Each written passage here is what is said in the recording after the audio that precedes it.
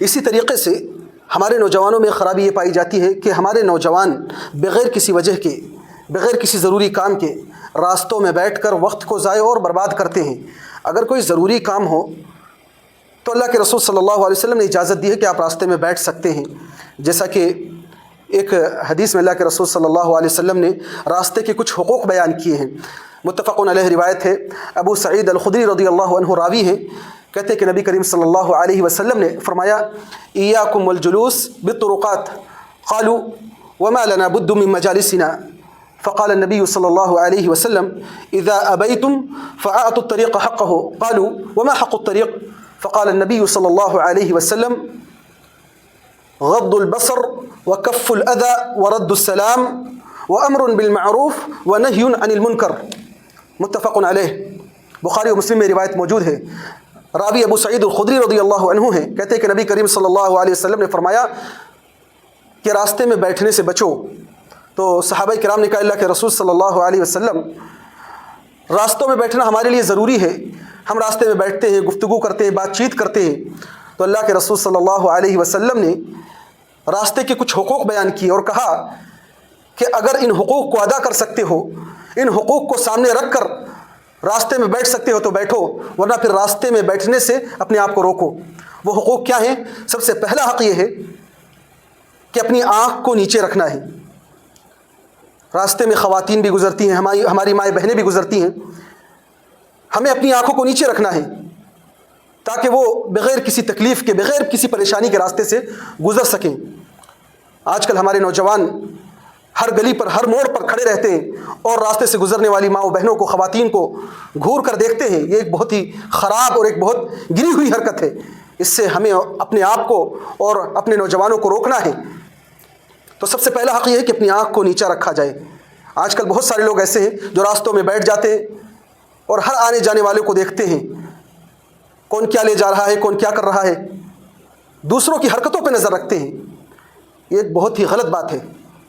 اسی طریقے سے اللہ کے رسول صلی اللہ علیہ وسلم نے ایک حق یہ بیان کیا، وکف الاذی، راستے میں کوئی تکلیف دہ چیز پڑی ہوئی ہے، کوئی ایسی چیز پڑی ہے جو آنے جانے والوں کے لیے پریشانی کا سبب بنتی ہے، تو آپ اس تکلیف دہ چیز کو ہٹا دیجئے۔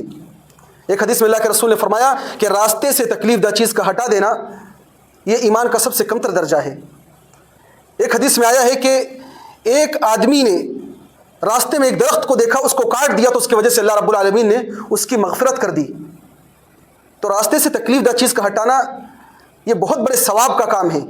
لہٰذا اگر آپ راستے میں بیٹھتے ہیں تو آپ کے لیے ضروری ہے کہ آپ راستے میں موجود تکلیف دہ چیز کو ہٹا دیں، لوگوں سے اس کو دور کر دیں۔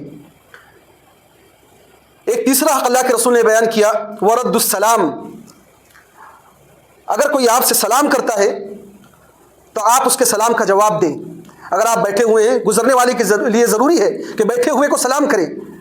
اگر آپ چاہیں تو آپ بھی سلام کر سکتے ہیں، آپ بھی سلام کریں، اور اگر گزرنے والا کوئی گزر رہا ہے راستے سے تو اسے چاہیے کہ وہ بھی بیٹھے ہوئے کو سلام کرے، اور اگر اس نے سلام کیا ہے تو آپ کے لیے ضروری ہے کہ آپ اس کو جواب دیں۔ آج کل لوگ اجنبی بن کر سامنے سے گزر جاتے ہیں، کسی کو سلام نہیں کرتے۔ آپ کسی کو جانتے ہیں یا نہیں جانتے ہیں، آپ کا مسلمان بھائی ہے تو آپ کو چاہیے کہ آپ اس سے سلام کریں، آپ کی جان پہچان ہو یا نہ ہو، آپ کا مسلمان بھائی ہے تو آپ کے لیے سلام کرنا ضروری ہے۔ اس سے آپس میں محبت پیدا ہوگی۔ اسلامی بھائی چارہ قائم کرنے کے لیے ضروری ہے کہ ایک دوسرے کو سلام کیا جائے۔ بعض صحابہ کرام ایسے تھے کہ بازار میں نکل جایا کرتے تھے صرف سلام کرنے کے لیے۔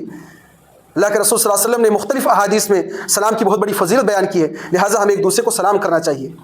راستے کا ایک حق اللہ کے رسول نے یہ بیان کیا، وَأَمْرٌ بِالْمَعْرُوفِ وَنَهْيٌ عَنِ الْمُنْكَرِ، کہ آپ دوسرے کو بھلائی کا حکم دیں۔ آپ راستے میں بیٹھے، نماز کا وقت ہو گیا، آپ اٹھ کے جا رہے ہیں نماز پڑھنے کے لیے، تو راستے سے جو گزر رہے ہیں آپ ان کو بھی نماز کے لیے بلائیں، اپنے ساتھ لے کر آئیں۔ آپ ان کو نیکی کا حکم دیں، بھلائی کا حکم دیں، اچھی اچھی باتوں کا حکم دیں۔ آپ جن کے ساتھ بیٹھ کر بات کر رہے ہیں ان کو نصیحتیں کریں، آپ کو قرآن کی جو معلومات ہیں ان کو بتائیں، حدیث کی جو معلومات ہیں ان کو بتائیں، دین اسلام کی جو معلومات ہیں انہیں بتائیں، انہیں اسلام کی طرف بلائیں۔ اور آپ کی نگاہوں کے سامنے اگر کوئی غلط کام کرے، کوئی برا کام کرے، شریعت کے خلاف کوئی کام کرے، تو آپ اسے روکیں اور منع کریں۔ اس حدیث میں اللہ کے رسول صلی اللہ علیہ وسلم نے راستے کے کچھ حقوق بیان کیے ہیں. اس کے علاوہ بھی کچھ حق ہیں، کچھ حقوق ہیں. جیسے آپ سے کوئی راستہ پوچھے تو آپ اس کو راستہ بتا دیں. کوئی راستہ بھٹک گیا ہے تو آپ اس کو اس کی منزل تک پہنچا دیں. اسی طریقے سے اگر راستے میں کسی کا کوئی سامان گم ہو گیا ہے تو آپ اس کا سامان حفاظت کے ساتھ اس تک پہنچا دیں.